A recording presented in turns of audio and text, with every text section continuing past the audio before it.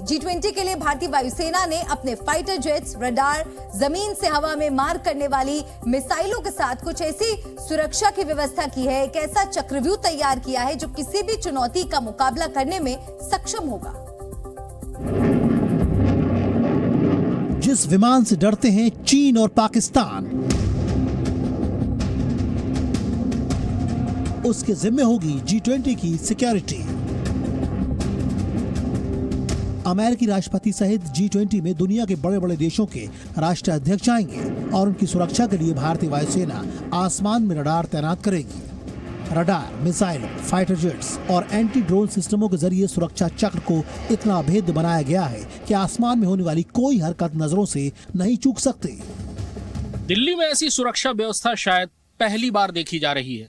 हालांकि इससे पहले भी अमेरिका सहित कई बड़े देशों के राष्ट्रपति दिल्ली आ चुके हैं, लेकिन ऐसा पहली बार है कि दुनिया के बहुत सारे ताकतवर और बड़े मुल्कों के प्रमुख एक साथ दिल्ली में होंगे। इन सब की सुरक्षा पर आसमान से नजर रखने का जिम्मा स्वदेशी airborne early warning and control system यानी नेत्र और विशालकाय एवैक्स एयरक्राफ्ट के जिम्मे होगा। G20 सम्मेलन के लिए दिल्ली के चारों तरफ वायुसेना अपना सुरक्षा चक्र बनाएगी और दिल्ली के अंदर सुरक्षा के लिए भारतीय सेना दूसरी एजेंसियों के साथ सक्रिय रहेगी। वायुसेना ने पूरे सम्मेलन के दौरान किसी भी तरह के हवाई हमले को रोकने के लिए पूरी तैयारियां कर ली हैं। वायुसेना ने सम्मेलन के लिए कई चक्रों में हवाई सुरक्षा के इंतजाम किए हैं। आसमान पर किसी तरह के एयरक्राफ्ट या मिसाइल पर नजर रखने के लिए वायुसेना के airborne early warning and control systems यानी अवॉक्स एयरक्राफ्ट सक्रिय रहेंगे। भारत के पास एम्ब्रायर एयरक्राफ्ट पर स्वदेशी रडार वाले नेत्रा के अलावा भारी IL-76 एयरक्राफ्ट पर फॉल्कन रडार से लैस अवॉक्स हैं। 2019 में पाकिस्तान के बालाकोट में हुए भारतीय वायुसेना के हमले के दौरान नेत्रा का इस्तेमाल किया गया था। अवॉक्स के अलावा भारत के अलग अलग हिस्सों में लगे सारे रडार भी G20 सम्मेलन के दौरान एक्टिव रहेंगे।